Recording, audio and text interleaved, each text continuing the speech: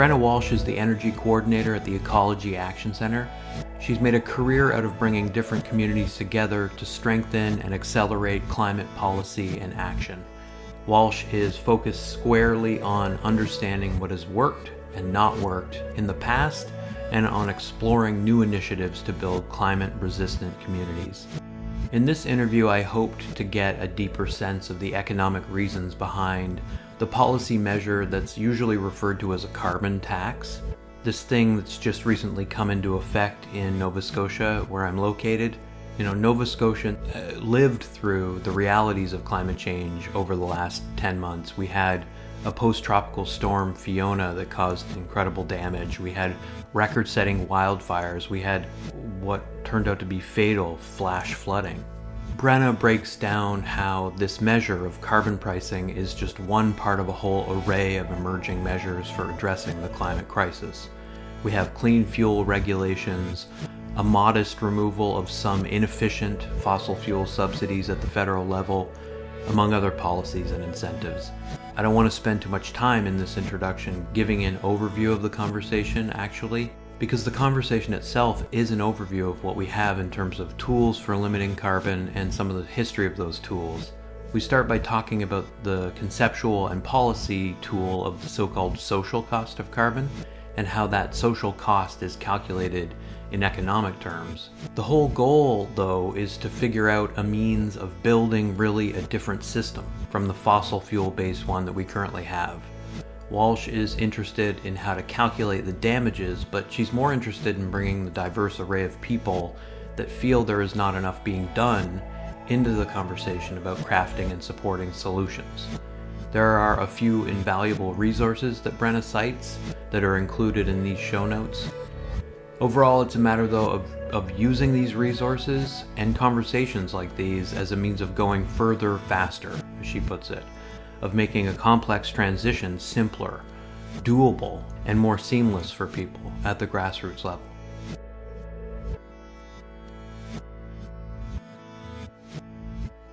It makes sense to devote a chunk of time to thinking through, I think, the complexities around the various tools we have, to decarbonize really the system, the economic system as a whole. And, when you're looking at it, it's like over the last 2 centuries, fossil fuels have obviously created economic growth and this unbelievable acceleration of everything. Yeah. But of course, now it's impossible to deny that the extraction and burning of these types of fuels is devastating for the environment. We're at a point where it's so clear. This summer of wildfires, the flooding we just saw in Nova Scotia, where an entire summer's worth of rain inundated us for 24 hours.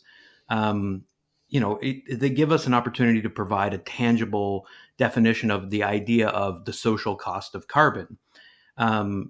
Just to kind of contextualize it, the social cost of carbon tries to quantify the economic damage caused by each ton of greenhouse gas emissions. The Canadian federal government has recently increased the estimate to $261 per ton, which is actually appropriately high compared with most other countries that calculate the number, maybe with the exception of Germany, which estimates it at $225 and at $800 per metric ton of carbon if we take into account the question of equity. So that number has gone up in Canada from $57 to $261. The social cost of carbon as a tool is supposed to show economists and policymakers that the cost of doing nothing to address climate change is unbelievably high. But what I've been trying to understand and what I'm hoping you can kind of help us wrap our heads around is the relationship between this policy tool, this economic assessment in dollars of the cost of emissions, and carbon pricing. So the social cost of carbon helps us to get a better understanding, like you said, of what emitting so much carbon as we do actually costs us. And so this warming and pollution that comes with this and what it's costing us today and what it may cost us in the future if we don't take more action to reduce these emissions. And so there are, typically quite a few things that might be added into that calculation. Some of the things that you might be able to think of are costs of increased hospital visits from polluted air or from extreme heat, or costs of repair of damage to property or roads and bridges where there was this extreme weather event like the big rainstorm and flooding that we saw in Nova Scotia last week. So we're already seeing these costs today. And as you mentioned, the social cost of carbon is now set at over $250 in Canada for 2023, but that's actually going to go up. The estimate is that it's going to go up even more to $294 by 2030. So that cost is expected to go up. And, as we see those different, impacts continuing to grow. And so the carbon tax is kind of like a bit of a pairing with that. That's the amount to be paid for 1 ton of carbon dioxide equivalent emitted. So that's just the price on pollution. And as you mentioned, that price is currently at $65 per ton and will increase by $15 a year until 2030, when it's going to hit $170 per ton. And so the money collected from the carbon pricing goes back to Canadians through the Climate Action Incentive. And the amount that refunded is decided province by province, depending on provincial circumstances.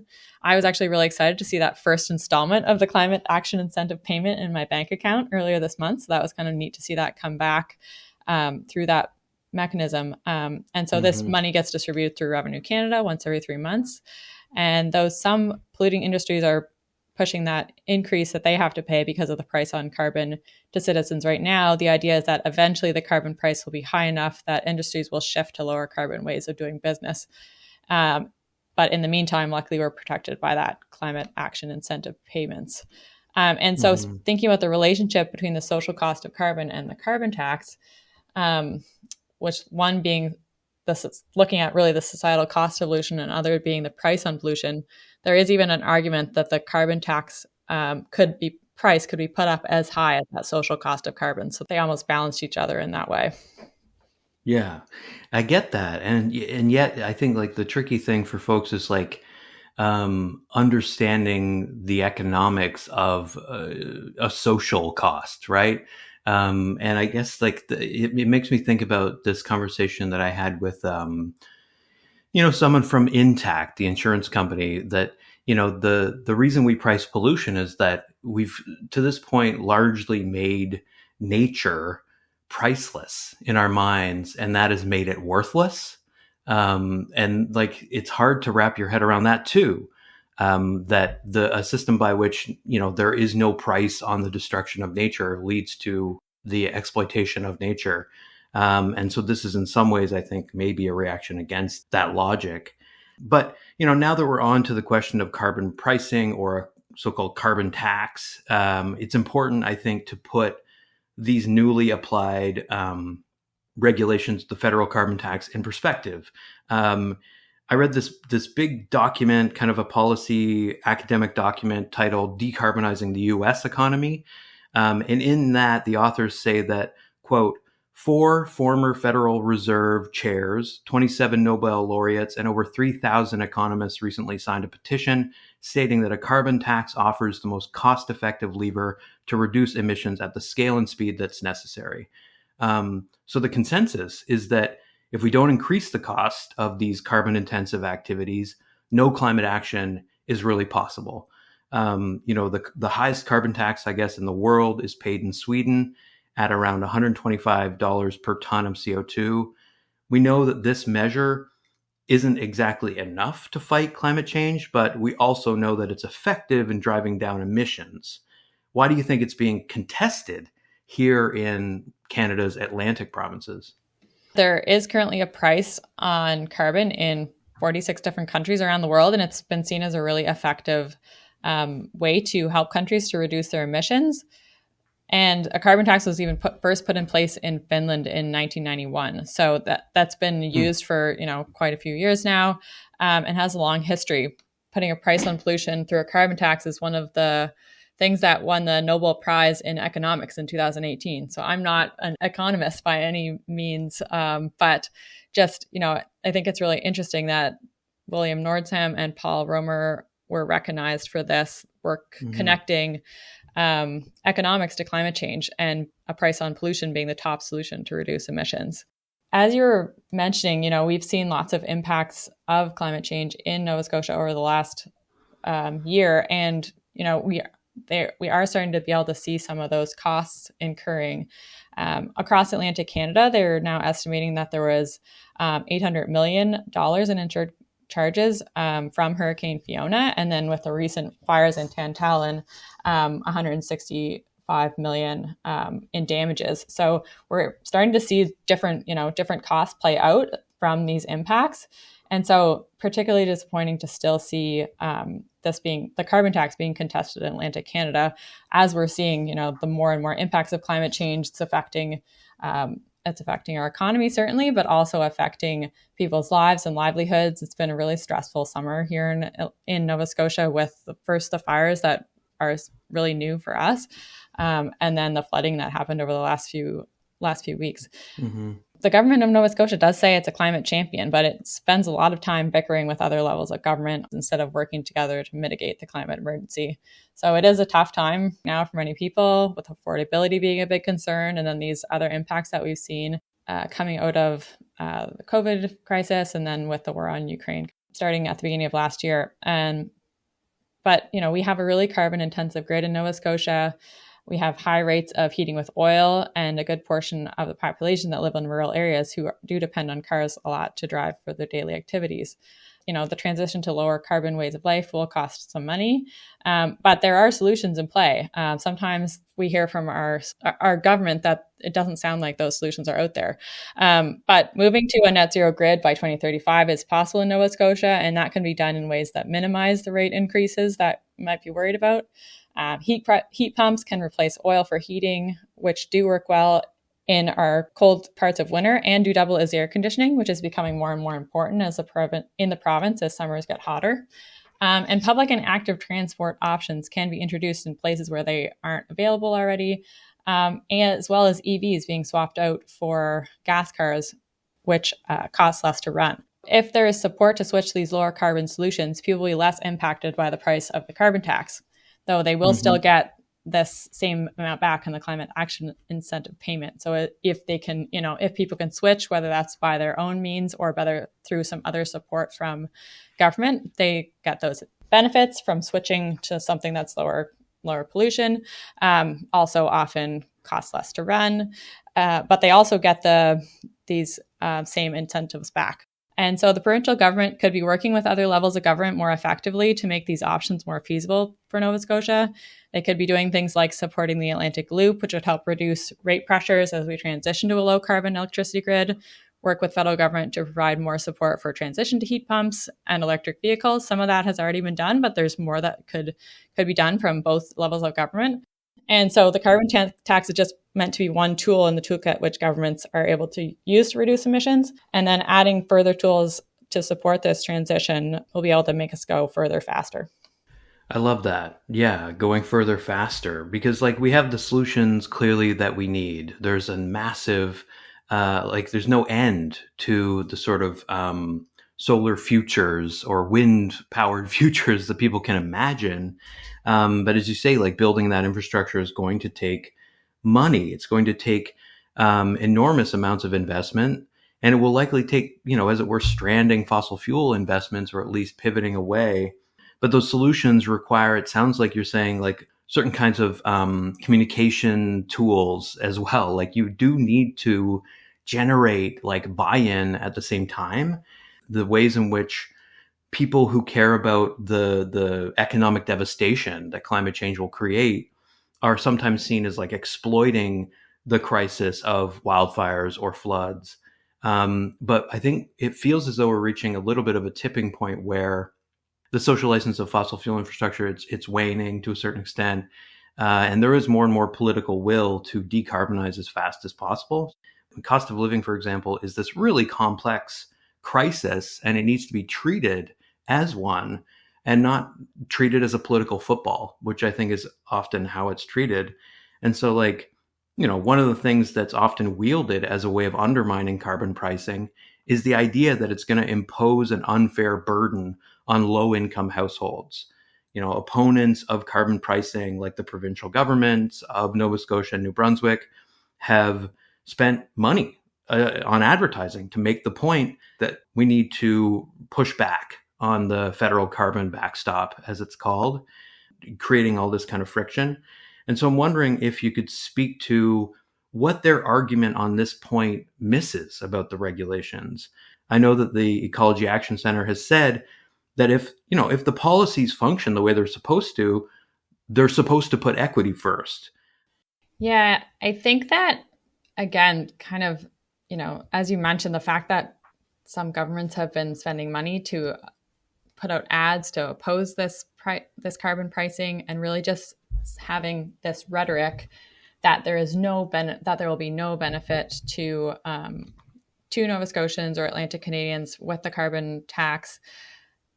But then also, in some of that rhetoric, not mentioning these solutions, like we said, not mentioning the solutions, not mentioning, some of the nuance that will need to be worked through in whatever is being put forward, to move towards low carbon economy. And so it in a way minimizes the problem a little bit, and is really disappointing to see that money is being spent to do that. Time and effort were put into developing those ads, notwithstanding, just the money that was spent to play them. And so really disappointed that effort isn't being put to other uses.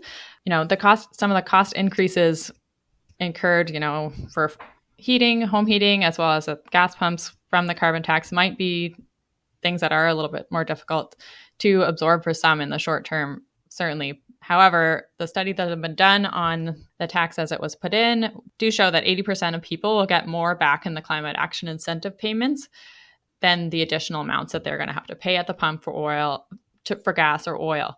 With that payment coming in every 3 months, this should help support some of those negative effects of the carbon tax for those who might feel it most. So it is good that is happening, fairly frequently.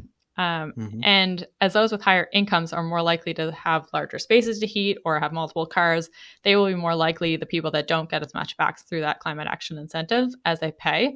I think it's important to mention that for a family of 4 in Nova Scotia, that payback every 3 months will be $248 this year. And so that's something, that information hasn't been shared very widely by some people in the provincial government. So another thing to note is that there was this recognition, I think, that there is a significant portion of households in Nova Scotia that heat with oil. And so the carbon price didn't come into force on January 1st, 2023, like it did in other provinces.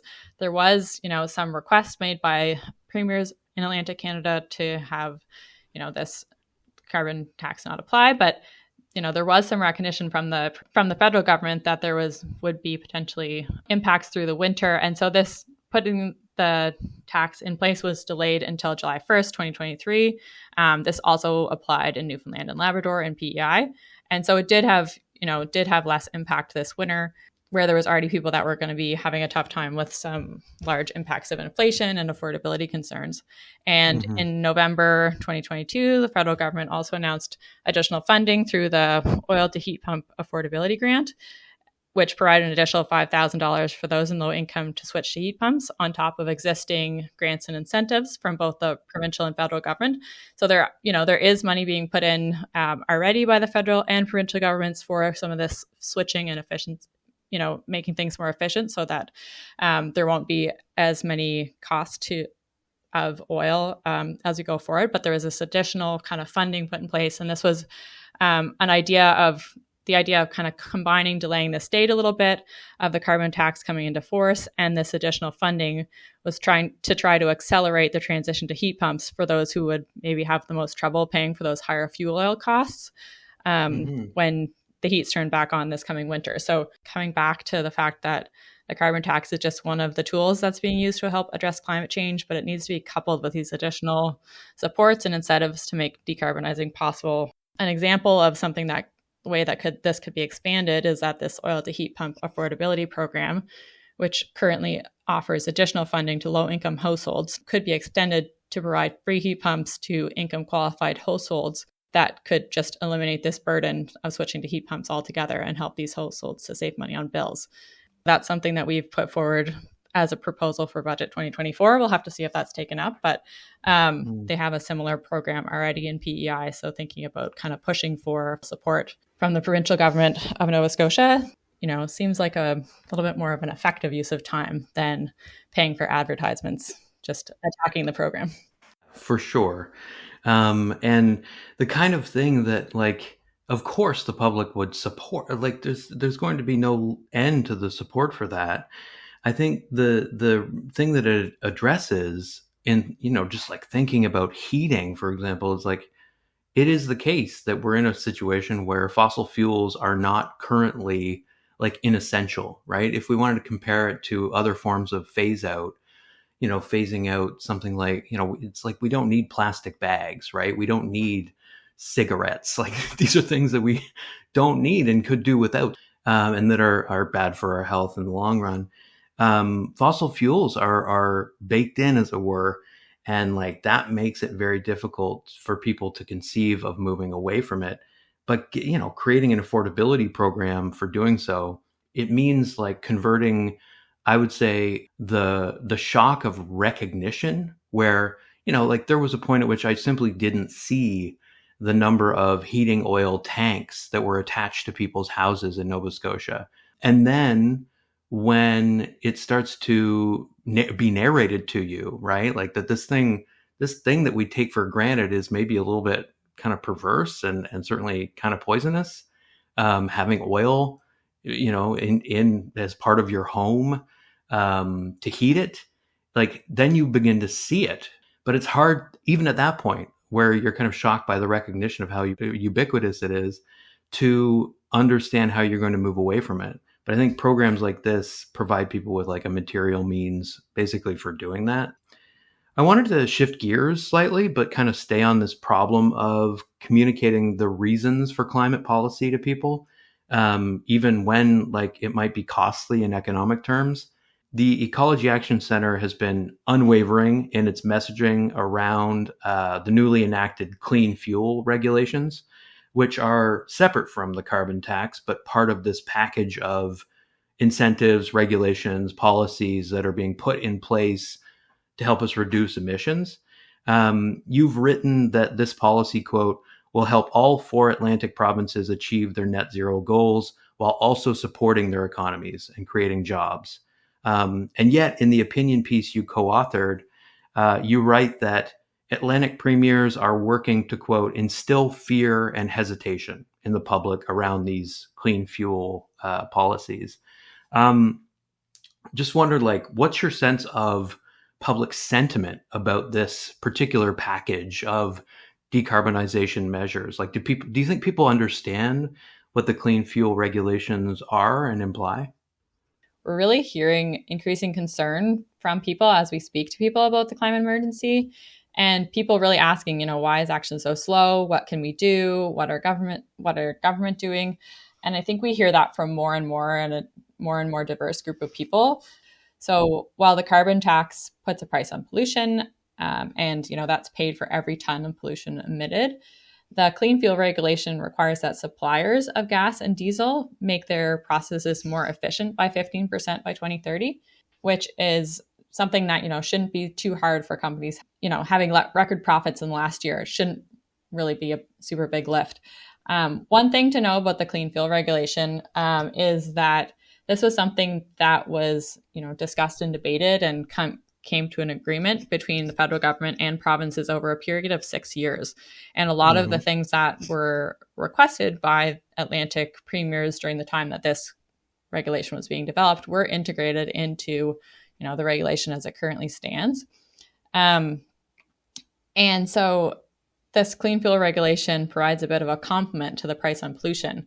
It's trying to move companies to emit less. So, there'll be less pollution that will be being paid for. And so some of the modeling done as that regulation was being developed over those 6 years said that there shouldn't really be a cost to consumers for this regulation for the first few years, but there may be a small cost by 2030, around 8 cents. So, however, we are seeing the Nova Scotia Utility Review Board approve a cost increase at the pumps that, started at, I believe it was the 7th of July in Nova Scotia, of 4 cents, and in New Brunswick at the 1st of July, an increase of 8 cents, July of this year, even though that's right around the same amount that was estimated that would be, the justified cost increase by 2030. So Interesting. yeah. So in the request for these increases, some of the highest cost options were selected by the suppliers to comply. And so they made those requests to the provincial bodies, these utility boards. And so I really wanted to emphasize that though this regulation is federal, the increases were approved by these provincial regulating bodies. And so the Nova Scotia and New Brunswick governments raised these concerns, before this clean fuel regulation was going to come into force through the spring and into June, but that it would cause undue increases to their in cost to their citizens. But in a way, they've allowed and enabled these increases to play out in a way that wasn't really needed. So it's just this interesting interplay. And, as more and more people, particularly in Nova Scotia, are supporting strong climate action, it's interesting to see these things happening at the provincial level as these different climate policies come into play. There are real concerns around affordability and adding cost to action on climate change to the list of other important things that, there might be additional costs for, like improving healthcare and addressing the housing crisis. It can seem daunting. So, but we really think that this is why, all levels of government need to really work together to address the climate emergency and be putting pressure on the fossil fuel companies, and not allowing them to push through these increases when it really isn't needed, and not pointing fingers at each other. Right.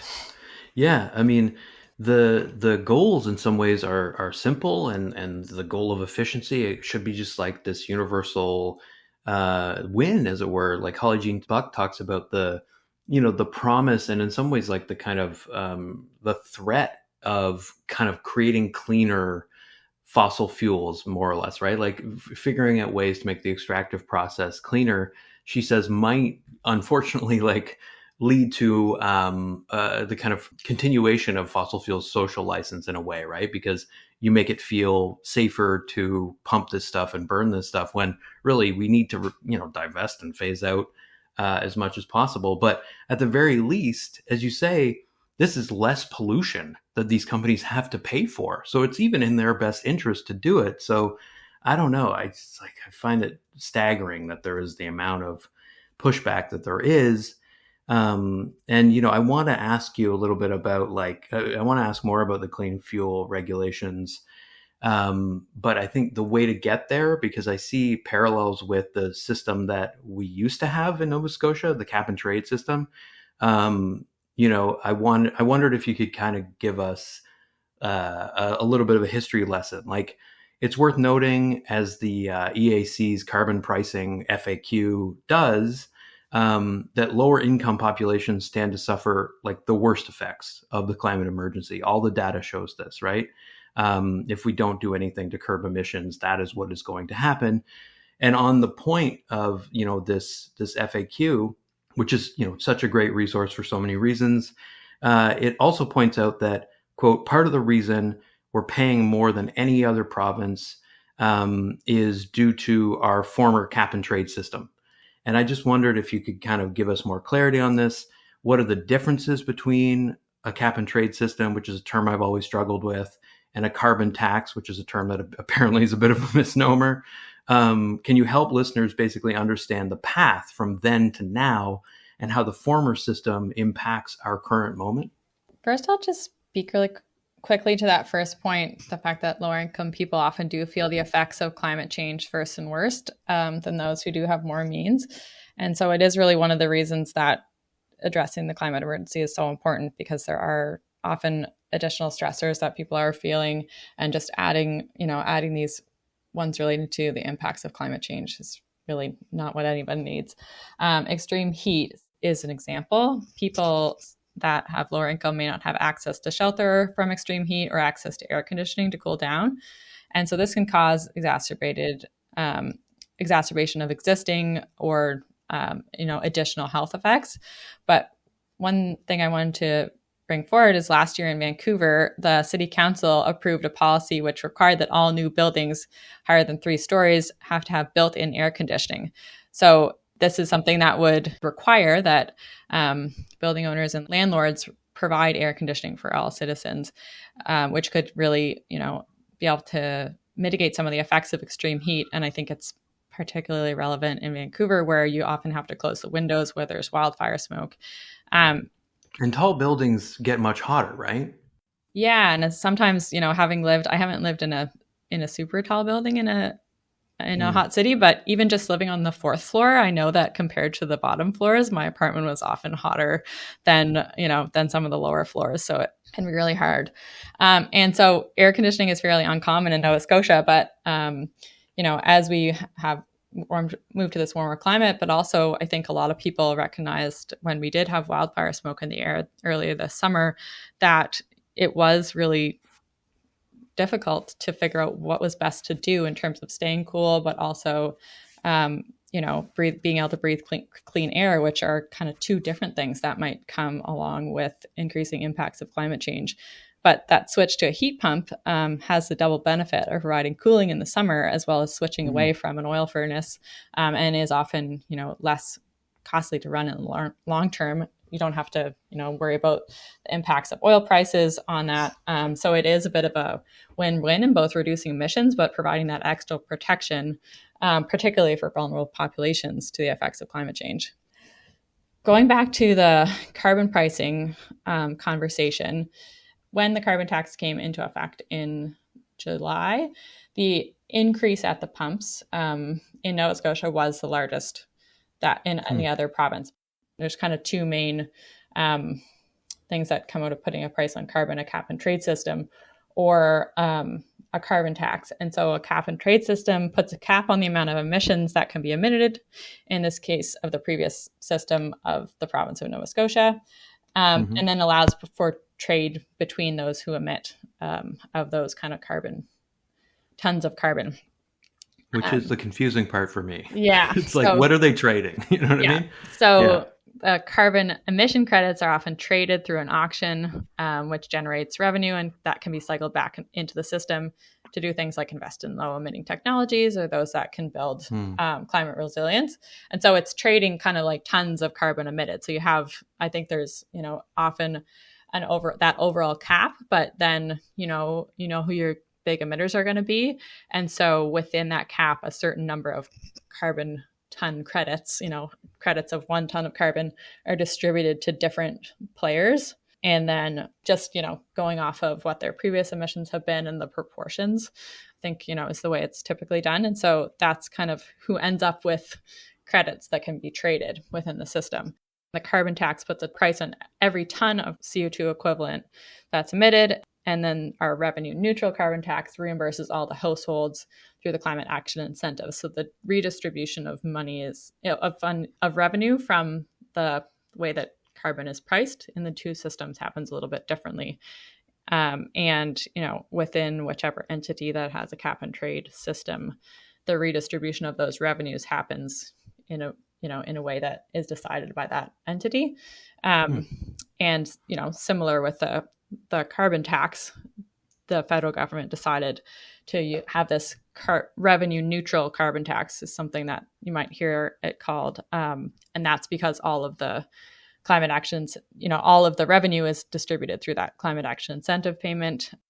Going back to kind of how we came to this system, after Canada signed the Paris Agreement, the federal government and all the provinces and the territories got together to develop a plan to reduce emissions. And one of the things that they agreed on in 2016 was to put a price on pollution across Canada.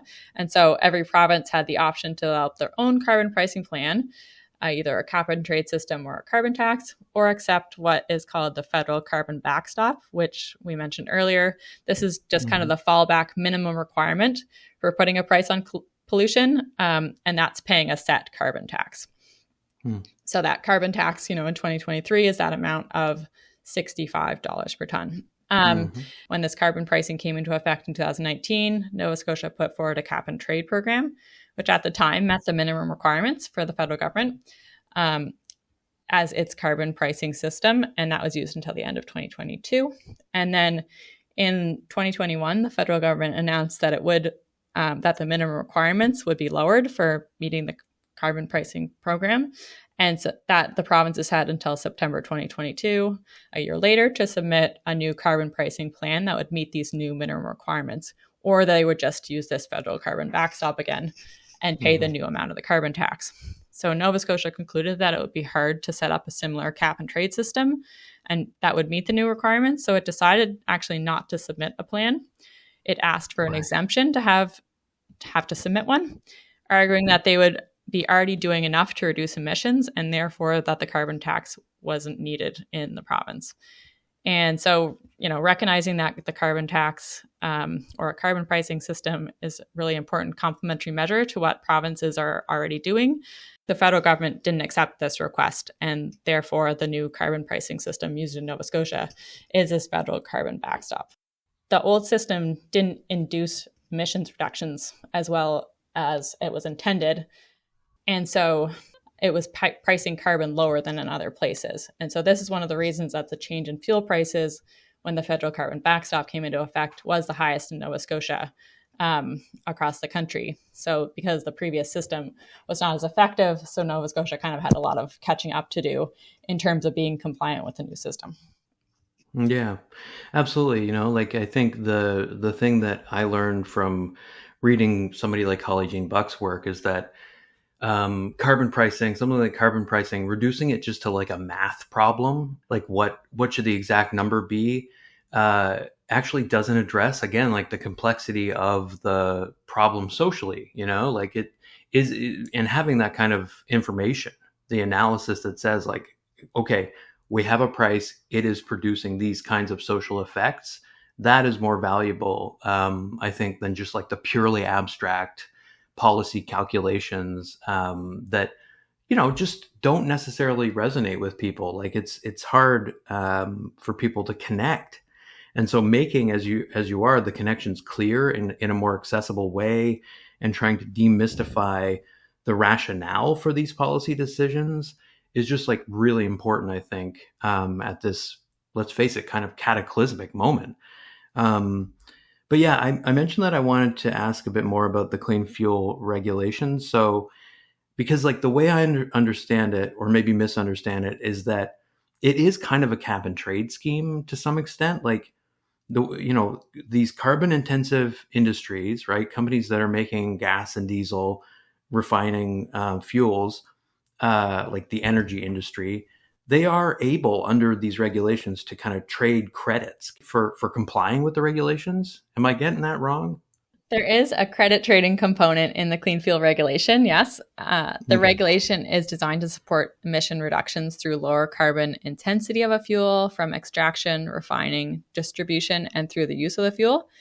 In the system, producers and importers of gas and diesel must create or buy credits to get their reductions requirements met. And as I said previously, they need to reduce a certain amount every year starting in 2023 and then get to this overall reduction of 15% of emissions by 2030.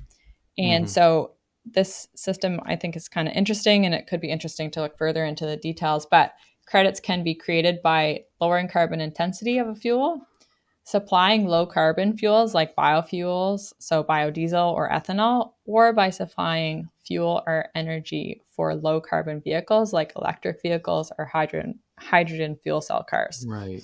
So you're incentivizing that move, that transition. Yes. It's a lot. Again, like this is all a lot, right? To think about the economic system. And so I think like it does make sense to just try to keep focusing as much as we can on the local, and sort of engage with how the sort of figurative average person is going to deal with these measures and think through them and navigate them. You mentioned that carbon pricing is designed to increase every year, put it in and put more and more pressure on this fossil fuel based infrastructure to shift away from business as usual. I think it's important to talk about like what that estimated price that we're going to get to is. If it's increasing every year, why is that appropriate? Given like other estimates, like the social cost of carbon and how that seems to go up as well in lockstep with carbon pricing. I think, it'd be very possible to leverage this fact of a continually rising carbon tax or carbon pricing to, as you put it in your op-ed, like instill fear and hesitation.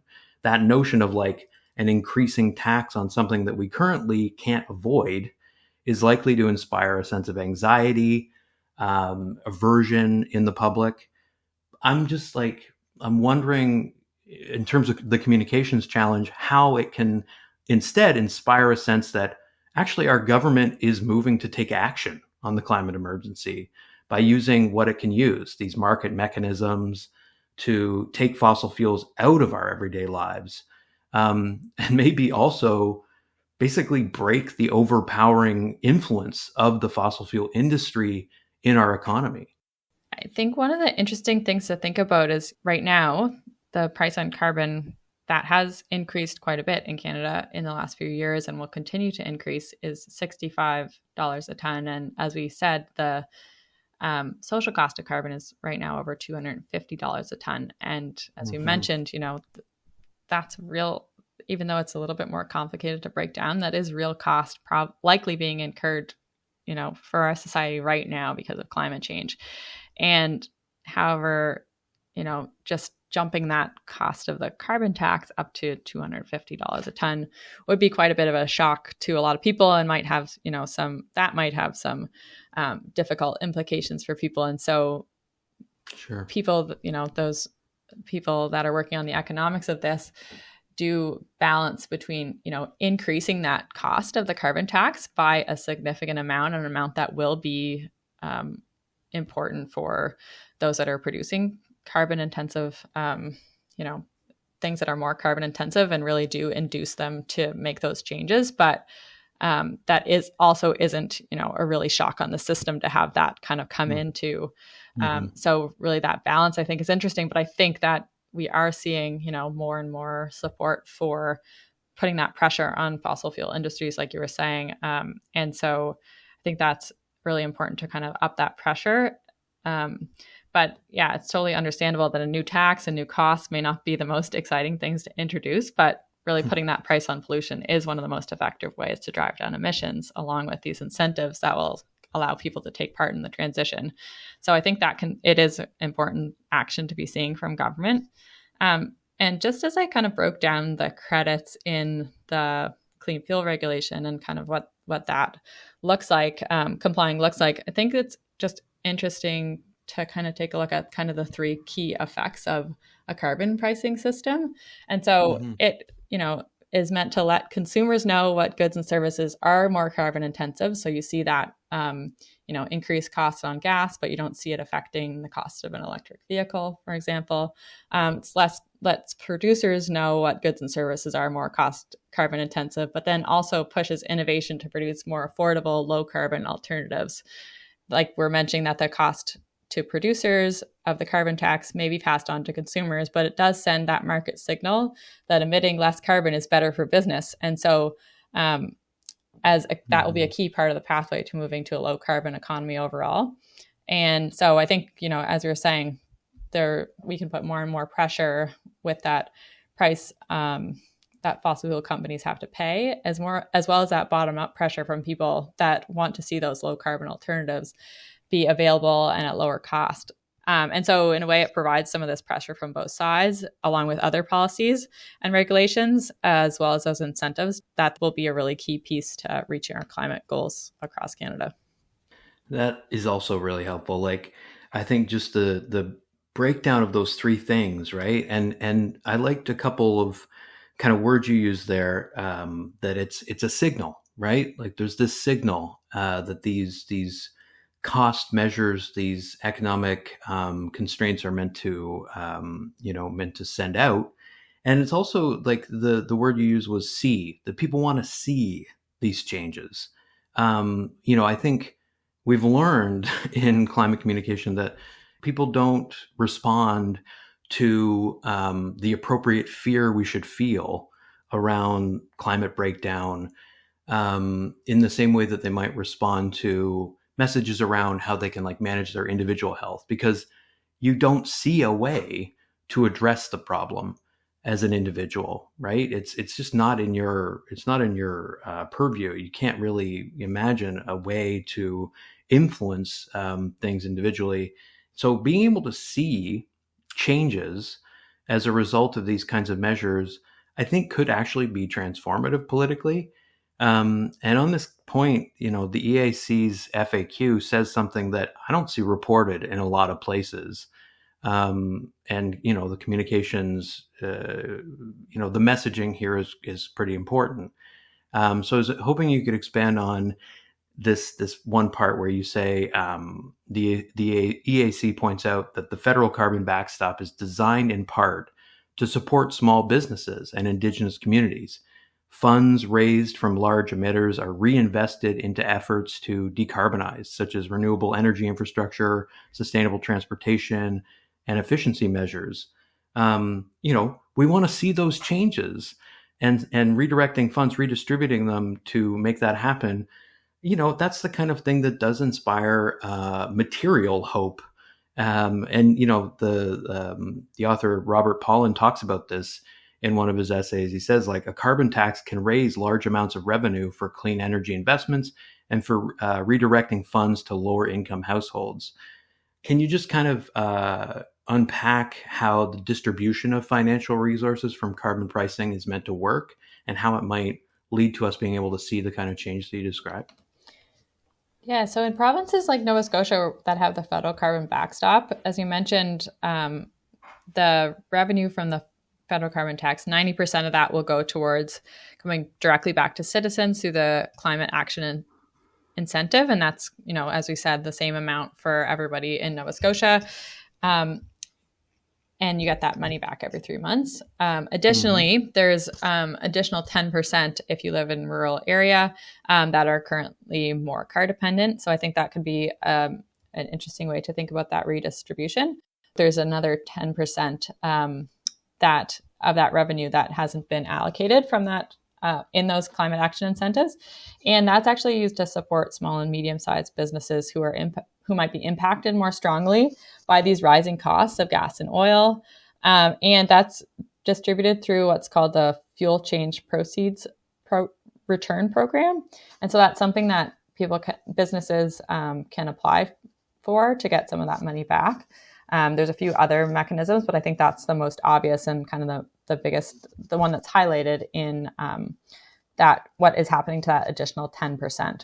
As that federal carbon backstop is revenue neutral, the federal government isn't getting any of that money back directly. So the 90 plus 10% is the full amount.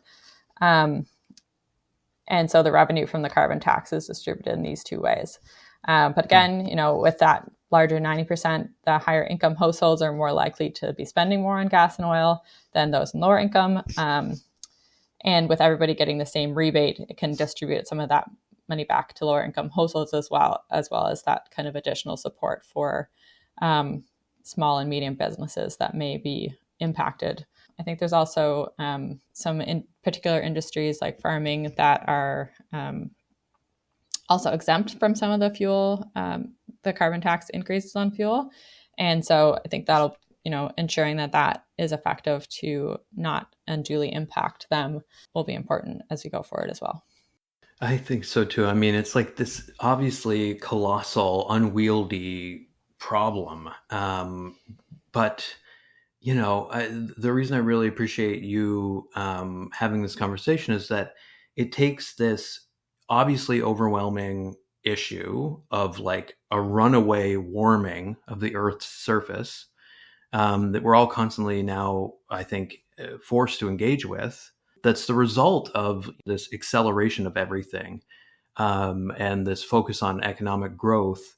That moment where growth has sort of, turned into something unwieldy and very dangerous does clearly necessitate crisis measures. Like, it is all hands on deck. Like, we are facing an emergency. And so it feels to me useful in that context to, as fast as we need to go, to still slow our thinking down and focus on where the conversation is, where action is happening.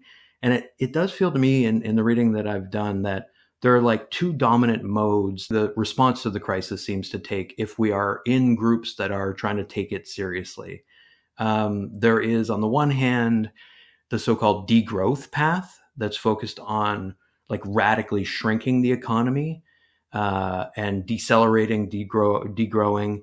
And then there's like the more Green New Deal path that's focused on, it feels like kind of just shifting it, right? Recalibrating the economy in the interest of what's called green growth. So what I'm kind of wondering about is whether we can zoom out and see both of these approaches as kind of viable parts of the solution. As you're mentioning, I think there is a bit of kind of both of those models that are needed. This is, Mm. a large transformation, but in a way, it can really give us space to think about how the systems that we are building for the future can look differently than the ones we have now. And again, there's some people that will lean really towards the fact that technological solutions will be the most important and deserve the most focus. But I think there's really value to bringing many people into the conversation and really trying to expand the way that we're thinking about this large complex problem. I wanted to bring an example relating to electric vehicles into answer this question, because I think it for me was something that I had never, I hadn't really thought about it this way. And so I think it can really bring better awareness to the connectivity between our consumption and production habits, and think about solutions that emit less greenhouse gases. But we do know, in thinking about that electric vehicles do themselves have impacts.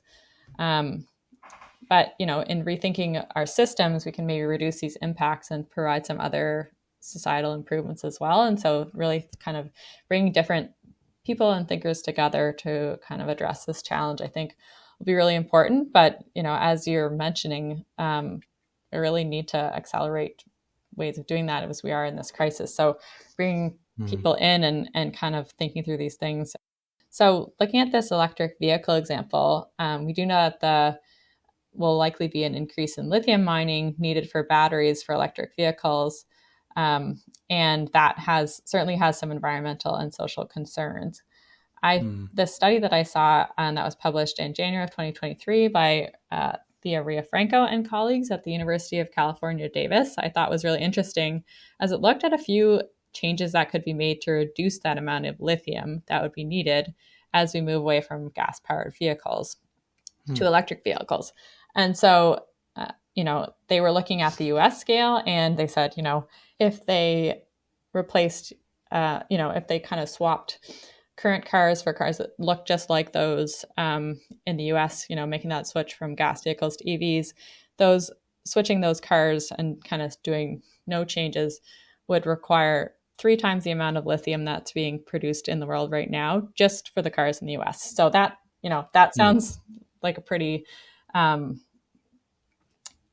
that sounds like it could be pretty problematic in terms of, the increase that would be of mining that would be needed across the world to make that switch. But then they looked at some subtleties within that. And they found that if the rate of car ownership in the US stayed the same, but there was a switch to smaller car styles like that are more typical in Europe, which would need smaller batteries and less lithium, there would be a 42% reduction in the amount of lithium that would be needed to make all those switch to cars by in the US by 2050. And then if you add a shift to more people using active and public transit, so the car dependence in the US got a little closer to European cities. That need for lithium dropped by 61%. And then if they looked further, like if you move to cities that are a little more dense and public and active transit are being really accessible and incentivized and more convenient to use, the amount of lithium would be needed dropped by 92%. So that's a pretty drastic change that, some of those shifts that would be needed, maybe you wouldn't make them all the way, wouldn't maybe get to all the way to 92% reduction, but as we look to address climate change, we can kind of push for these changes in the way that our systems work, and they can both reduce the impacts of climate change, but also, make our communities better to live, work towards some of the complete community models that we also look at the AAC and have a lot of other benefits. So a combination of policies like the carbon tax, and others can help to push our society and economic systems towards these changes. Yeah, that's really just like clear and encouraging. And it's based in like data, which I think makes it sort of, a potent tool for, policy action as well, which is really useful. I did want to give you an opportunity if you had any thoughts on the recent announcement of this like federal removal of fossil fuel subsidies in Canada. This is something that I've heard reported on in a bunch of different ways. And it just feels to me like it's not exactly where we need, like, it's good, but it's not everything, right? It's not a complete vision. And, I mentioned Holly Jean Buck a few times because I've learned so much from her work. She talks about like the value of subsidy removal needing to be calculated with a social logic, not just a carbon logic. And it does sort of feel like Canada is foregrounding the carbon logic when it comes to removing these subsidies for fossil fuel companies. Some countries spend more on fossil fuel subsidies than on health or education. And you do have like a push for fossil fuel subsidy reform. It's basically a reform that doesn't install forms of economic austerity, because like fossil fuel infrastructure is kind of wrapped up in all of these other services.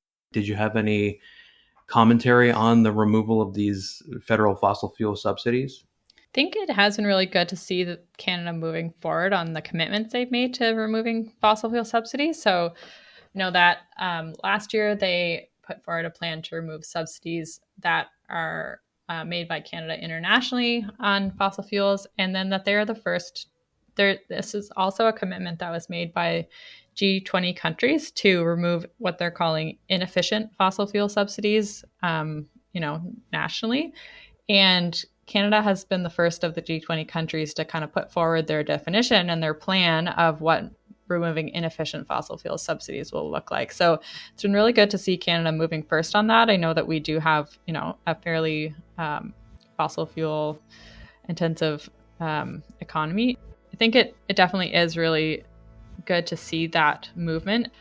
Again, I think it is one of the pieces that, it's not, as you said, kind of the be all and end all. It won't solve all the issues and needs to be done in a thoughtful way. But I think with working together with, some of the regulations that are in place in Canada, the carbon pricing, as well as the clean fuel regulation, but then also things like the clean electricity regulation that's in the process of being developed, the cap on oil and gas, and the methane reduction regulations that are coming into play, as well as other things that are being developed by both federal and provincial governments, will be really important to think about how they integrate together to really push for the emission reductions we need. In terms of reducing our emissions overall, Canada has fallen short compared to some other countries in that, and really need to accelerate that towards 2030 if we're going to have a chance of staving off some of the worst impacts of climate change. Yeah, for sure. The struggle continues, I think. And, that struggle can be reduced to just one or the other. Like, it can just be reduced to sort of an economic contest. It can be reduced to a political battle. But it feels to me like it's fundamentally like an ethical thing. We're talking about the loss of crops and not just property, but homes, and the loss of people to climate impacts. But I just want to, thank you for sharing all of your knowledge on this. It's been really, really helpful. Thanks. It was great to speak to you.